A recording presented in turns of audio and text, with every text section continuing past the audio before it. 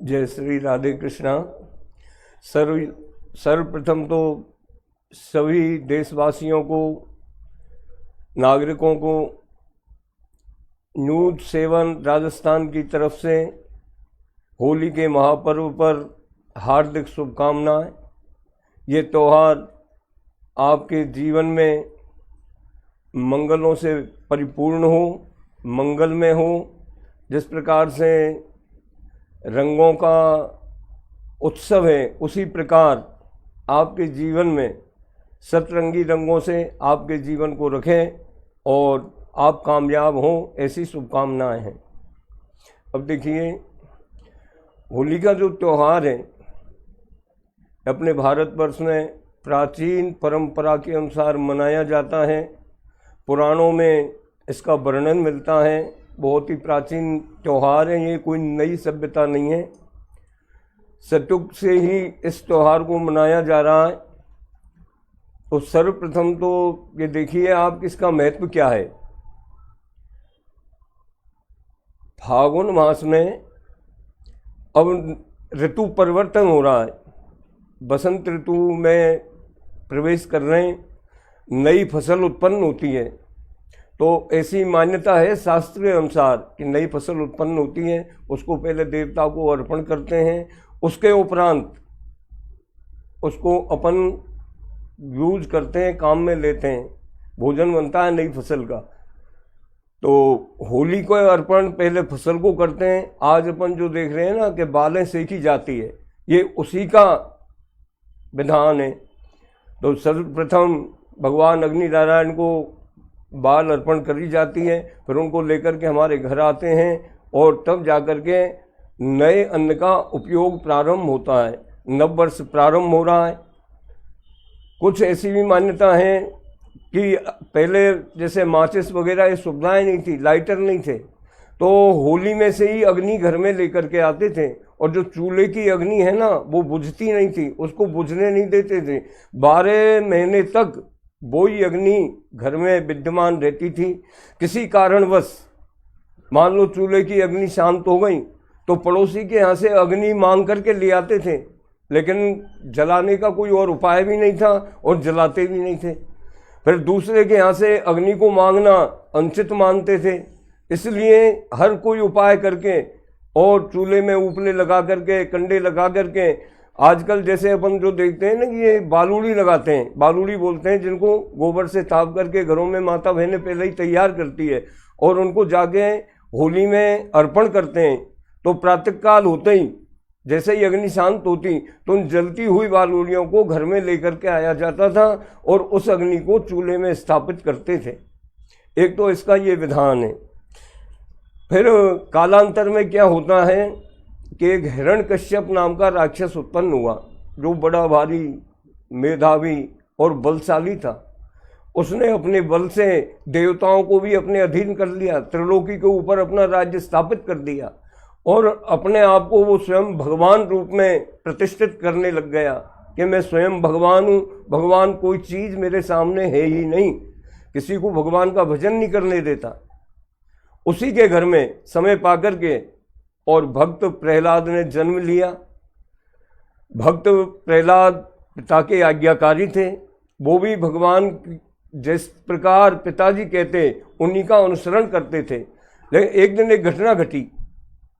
प्रहलाद जी नगर में भ्रमण कर रहे थे तो जाकर के क्या देखते हैं कि एक कुम्हार के यहाँ हाव पक रहा था। हाव किसे कहते हैं? जो कच्चे बर्तन रहते हैं ना मिट्टी के, जिनको अपन मटकी बोलते हैं, कलश बोलते हैं, घड़े बोलते हैं, उनको जो पकाते हैं, तो वो हाव पक रहा था।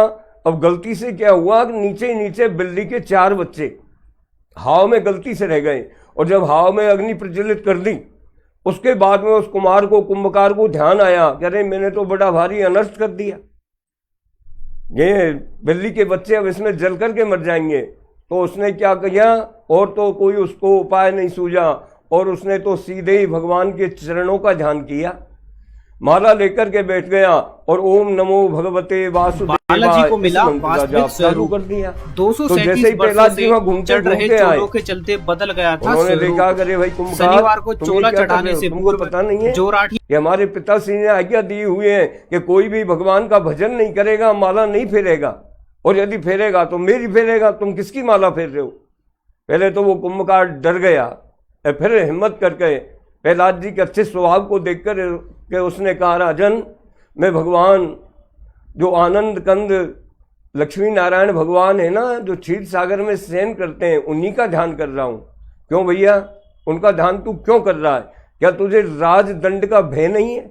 उसने कही, महाराज बिल्ली के बच्चे इसके अंदर रह गए, अब ठाकुर जी यदि कृपा करे तो ये बच जाएंगे, अन्यथा ये जिंदे ही जल के खत्म हो जाएंगे। इसका मेरे लिए बड़ा भारी पाप लगेगा। तो क्या तेरे माला फेरने से बच्चे बच जाएंगे? हाँ महाराज, मेरा ऐसा विश्वास है। प्रहलाद जी ने सारा कार्यक्रम छोड़ दिया और वहीं अड़के बैठ गए कि मैं भी देखता हूं, यदि बिल्ली के बच्चे बच गए तो मैं मान लूंगा कि भगवान है। जब तक हाव पका, प्रहलाद जी कुंभकार के पास में वहीं पर बैठे रहे।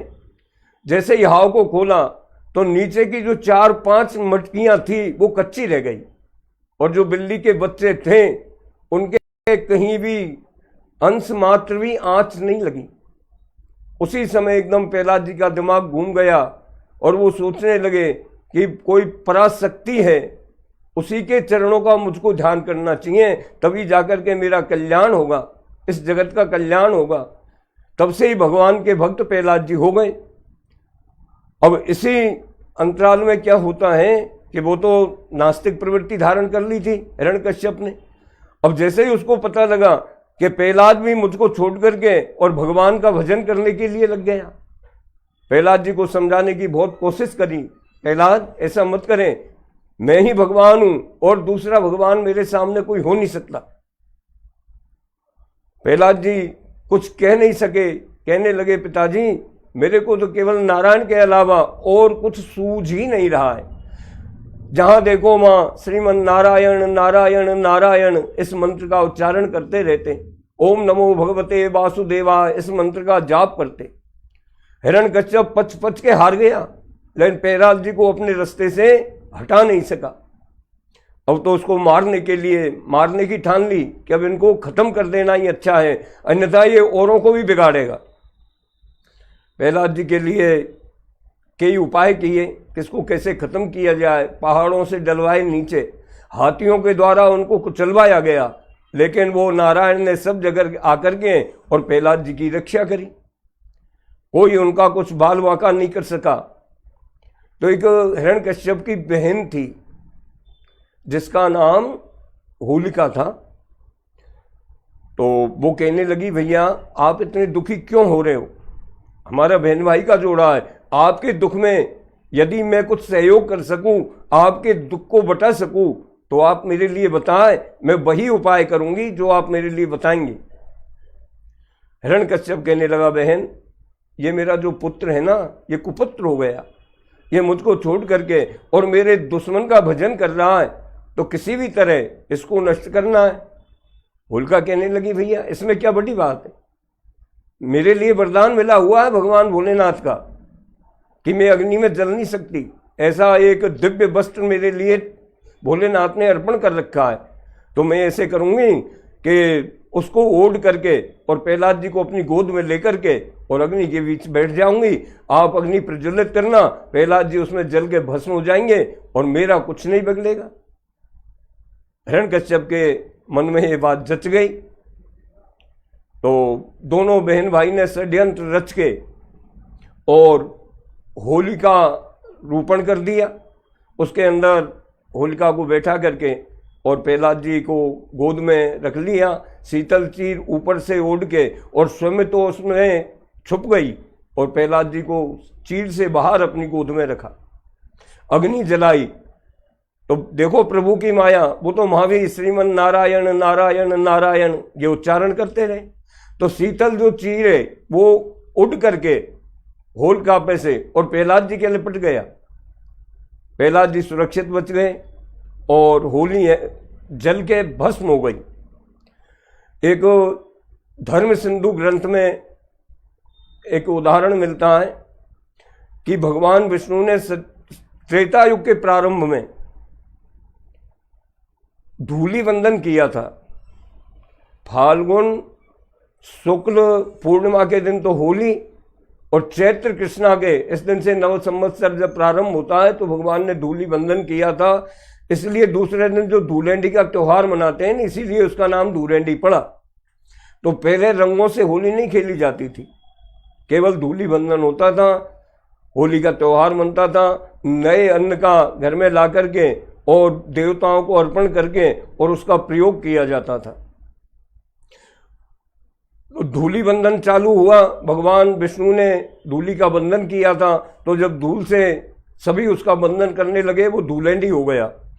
फिर अब देखिए समय पाकर के और समय बदला, भगवान के अनेकों अवतार हुए, द्वापर में आकर के और भगवान कृष्ण ने अवतार लिया ब्रजमंडल के बीच में। तो जो हम रंग मनाते हैं ना, रंग डालते हैं, रंगों की होली खेलते हैं, ये यहाँ से भगवान कृष्ण ने ही रंगों की होली प्रारंभ करी है। इसके पहले रंगों से होली नहीं खेली जाती थी।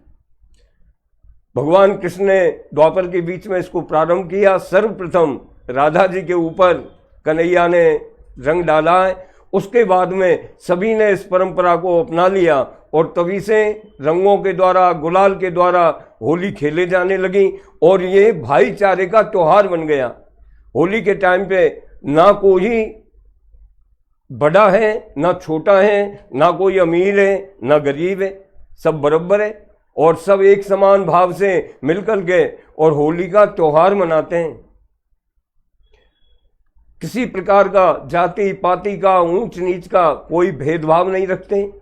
इसीलिए इस त्योहार को सबसे अच्छा त्योहार माना गया है कि सब अपने मन भेद मतभेद भुला करके और सब मन से एक हो जाते हैं। किसी प्रकार का मन में कोई छल कपट नहीं रहता, सब निर्मल मन से एक दूसरे को गले मिल करके और बधाइयाँ देते हुए रंग गुलाल डाल करके और बड़े आनंद के साथ में इस पर्व को मनाते हैं। होली के अंदर ये विशेष ध्यान देने योग्य वाली बात है, पीपल की, आम की और बड़ की लकड़ी कभी भूल करके भी नहीं जलानी चाहिए। कभी भी इन लकड़ियों का होली में अंदर प्रवेश नहीं करें। उसके लिए आप गो समझा ला सकते हैं, गाय के गोबर के उपले बना करके उनसे होली दहन कर सकते हैं। और भी अन्य कई प्रकार के वृक्षों की समिधाएं हैं जिनको हम काम में ले सकते हैं, लेकिन पीपल, आम और बड़, इनकी लकड़ी होलिका दहन में काम में नहीं लेनी चाहिए। अब ये देखिए, होली के पर्व का जो महत्व है वो यही है कि सबको हिल मिल के एक साथ में इसको मनाना चाहिए। रंगों के द्वारा होली खेली जाती है, लेकिन अब रंग अलग प्रकार के आने लग गए, इनमें केमिकल मिलने लग गए, इससे त्वचा खराब हो जाती है। आजकल हमारी सरकार एक संदेश और दे रही है, पानी बचाओ, बेटी पढ़ाओ, जल ही जीवन है। तो हम अनेकों प्रकार के रंगों से होली खेलते हैं, हमारे कपड़े रंगों में सरोबार हो जाते हैं, शरीर रंगों से सरोबार हो जाता है, तो जल की आवश्यकता पड़ती है। तो कम से कम गुलाल के साथ में सूखी होली हम खेलें, रंगों का, केमिकलों का प्रयोग ना करें, जिससे हमारे शरीर की त्वचा को नुकसान नहीं होगा, स्वास्थ्य भी सही रहेगा और जल भी बचेगा। और यदि फूलों की होली खेली जाए तो बहुत ही अच्छी बात है। इसके अलावा एक ध्यान देने योग्य बात है कि ये त्योहार भाईचारे का, प्रेम व्यवहार का, शादी का त्योहार है। इसमें किसी भी हालत में मदिरापान, नशेबाजी का जो कार्यक्रम है वो नहीं करना चाहिए। बड़ी उमंग के साथ में सबको हिल मिल करके और बड़े प्रेम के साथ में इस त्योहार को मनाना चाहिए। आज संवत 2080 जो पिंगल नाम का संवत्सर है उसका अंतिम मास है अब ये। फिर आगे जाकर के संवत 2081 में हम प्रवेश करेंगे। तो आज जो होलिका दहन का मुहूर्त है वो किस समय है, क्योंकि दिन में भद्रा काल है भद्रा का प्रभाव रहेगा, तो भद्रा में कोई भी शुभ कार्य करना वर्जित माना गया है, इसका दोष होता है। यहाँ तक कि भद्रा में कोई शुभ कार्य किया जाए तो कोई नुकसान भी हो सकता है। तो उससे बचने के लिए शास्त्रकारों ने आज का जो समय है वो रात को 11:13 के उपरांत होलिका दहन का रखा है। तो आप सभी आनंद के साथ में और होली का पर्व मनाएं, होली का त्यौहार मनाएं, एक दूसरे से हिल मिल करके मिठाइयाँ खिला करके खा करके और बधाइयाँ दें।